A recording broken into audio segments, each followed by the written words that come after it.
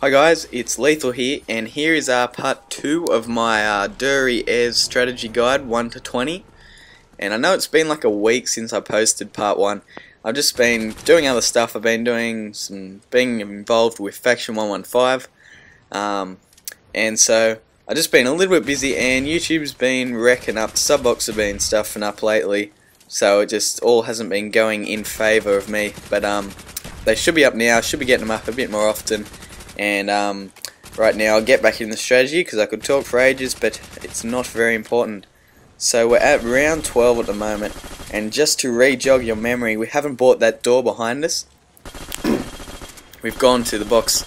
We haven't even gone to the box yet, I don't think, and we're just saving up our points. As you can see, I've got like 20,000 at the moment, and so we're just sort of running a train in this area. If you can not run the train, it's probably better because it's fairly dodgy, but if you end up needing to do it, you can run the train around. And so we're just going down here. We've got to make sure we have our beddies out because, as you could see just then, when they turn around, if there's too many of them, you just walk them into the beddies and you don't have to worry. And so now I'll probably pick up the rest of the perks. We want to buy double tappers. It's going to make it a lot easier to kill the zombies that are coming at us, because we'll be able to get more bullets in them in a quicker amount of time because we don't have much space in this area. So I'm fairly sure I go up there and buy that now. I do, and you can actually start the rounds here. This is probably a good place to hold off. So you could maybe place some beddies at your feet or whatever, and especially on that like bridge just there. If you chuck some on there, that'll stop the zombies from walking over the other side, and that's probably a good way to go about it. But just once it gets too crazy like it did then, just jump down here and just resume your strategy sort of thing down here. And later on, once it gets a bit difficult, we're going to want to hit the box a bit more. We're going to pack-a-punch our guns, and that's pretty much everything. We'll just buy the rest of the perks. And so that's what I'm going to be talking about in this video. You're going to be seeing the rest of everything because this is the final part, and I finish up at round 20. And the next strategies I'm going to be putting up, it's probably going to be a Pwn0fTheDead. That's a fairly easy map. It was easier on World at War than it was on the Black Ops maps because the zombies were a bit of a durbrain, so that you'd run past them and they'd take a while to hit you. But in Black Ops they're sort of caught up to speed, and so it's a little bit more difficult. So I'll be bringing a good strategy guide for that, one that I haven't seen done by many people. I don't think there's many Pwn0fTheDead strategy guides out there, but I'm hoping this will be one of the best ones you guys will see. But so it's the dog round now, it's round 14. It's going to be getting quite difficult unless you have a ray gun. So you pretty much just want to just stay in this area and make sure you have everything under control. As soon as it gets a bit crazy, just open the door behind you and go straight to quick revive. But just another thing, that trap on there, you can always turn that on. I just did that to show you guys that you can turn it on. But the dogs really aren't that difficult to kill. But if you run out of ammo sort of thing, and it's the dog round, you can turn that trap on and you don't have to worry about not having enough ammo to kill the rest of the dogs. And see, that whole round I didn't use any ammo whatsoever, so that's good if you're completely out of ammo. So maybe in the higher rounds, that shouldn't happen too often. So we just want to stay in this area again as long as we can, place the beddies down just in case we get trapped, and then in a few rounds we're going to head through, activate the Pack-a-Punch machine and upgrade these weapons because they're pretty good. The Thompson is really good because you can buy your ammo for it, and it's pretty powerful all the way up to the high rounds, like round 50. It's still pretty powerful. But so now I hit the box because I'm struggling a little bit. I need to find something good. And we get a Dragunov, which is pretty much crap, so we don't want that. And that's why you don't go to the box in the early rounds, because you don't need to.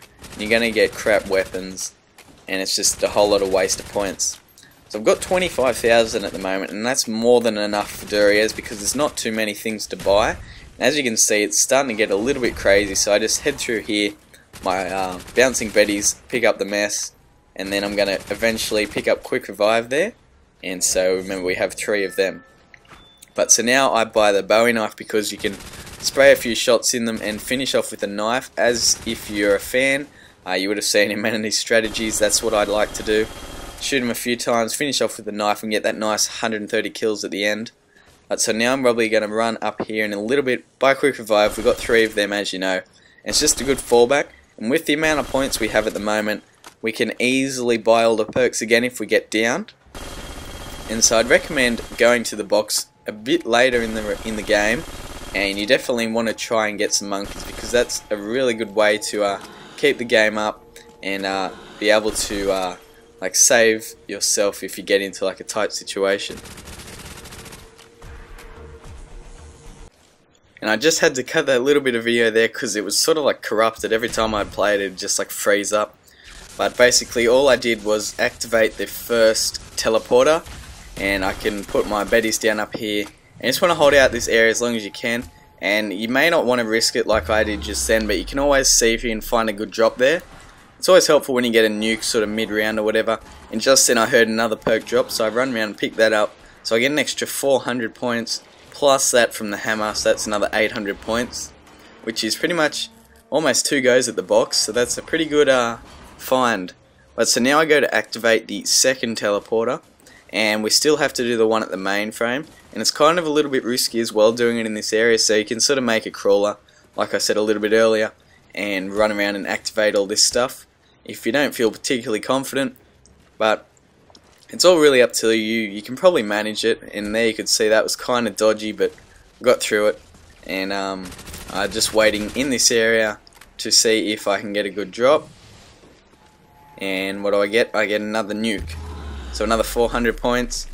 And I'll quickly run back to the mainframe, well not the mainframe, the third teleporter, back at the other end, activate that, and then I'm going to start into activating, well not activating, pack-a-punching my weapons. So I just try again here. I try to go for a monkey bomb, and instead I get a China Lake, which is absolute rubbish. So you can see it's round 17, I still haven't had any luck at all at the box. It's pretty much really overrated. But so now I just activate the third teleporter, and then we can go through, activate the pack-a-punch machine. Here I buy quick revive. I probably bought it a little bit late, but that's always a great fallback because you don't want to go through all this time and effort and then just get down at round 20 or whatever. And there you could see that was a pretty dodgy situation as well. You just got to like find the gaps in the zombies, and you'll be able to make your way out of there pretty easily. It just takes a little bit of time to sort of figure out when you're getting like swarmed and where to run. And once you get that down, basically you're pretty good at zombies. You'll have no trouble getting to like round 50 or whatever, especially on Ascension. If anyone's going for round 50, it's really good to try it on Ascension first or Kino. I found Ascension really easy because the first night I got Ascension, the first night it came out, I got to round 50. It was my second attempt, and you can just train the zombies right up on that platform, which most of you guys would know. So if you're going for round 50, I'd recommend doing it there. It doesn't take too long as well. But anyway, back to the strategy. I've pack-a-punched both my weapons, so the Thompson and the FG42. You don't really have to do that. I just did it to put in this video, really. It just looks pretty cool. The FG is insane when you upgrade it, and it's just some really good weapons to use. Maybe if you're looking for a secondary weapon, if you don't want to use the Pwn0fTheDead or the ray gun or whatever, you can swap it out with a Thompson. And it's probably a good idea to run these strategies because you can do a no ammo strategy where you just activate the traps, and that's good to have a Thompson with you because you have pretty much an unlimited supply of ammo. That way you have an unlimited supply of points to buy those traps. Normally if you find that, you'll run out of ammo and you won't be able to afford it. So now I'm sort of starting the train. I haven't really done it properly yet. I'm just staying in this area a little bit because it's round 17. It's not too difficult yet, but once the zombies start spawning in really quickly, that's when you want to watch out.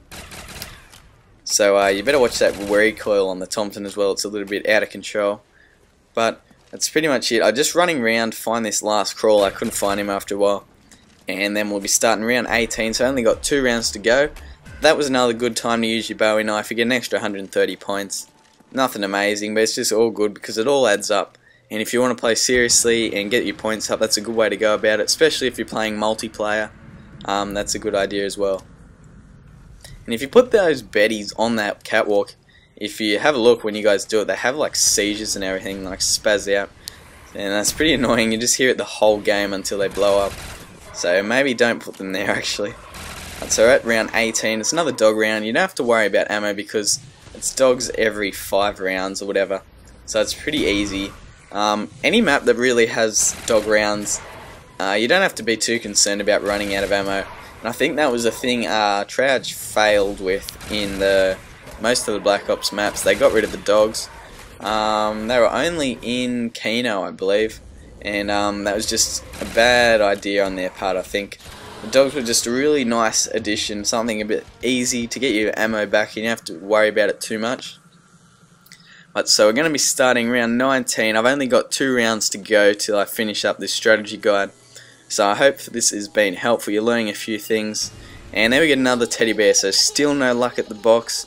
I could have wasted 10,000 and possibly got a ray gun, but as you can see, by round 20 I really don't need it yet. And so you're just wasting money when you could be saving up, pack-a-punching your weapons, and doing a lot better stuff with your money. So now here, this is the start of the strategy, right?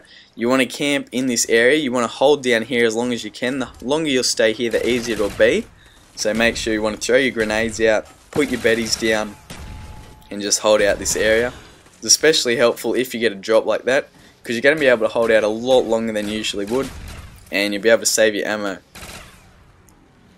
So you just want to stay here, and once I drop down from here, like you'll see I do in a sec, I'll show you guys how to run the strategy, and that's pretty much going to be it for this video.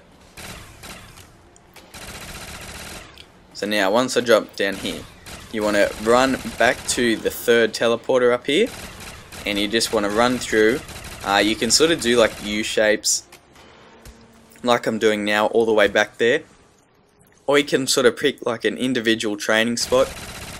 It's really up to you guys, and it doesn't really make that big of a difference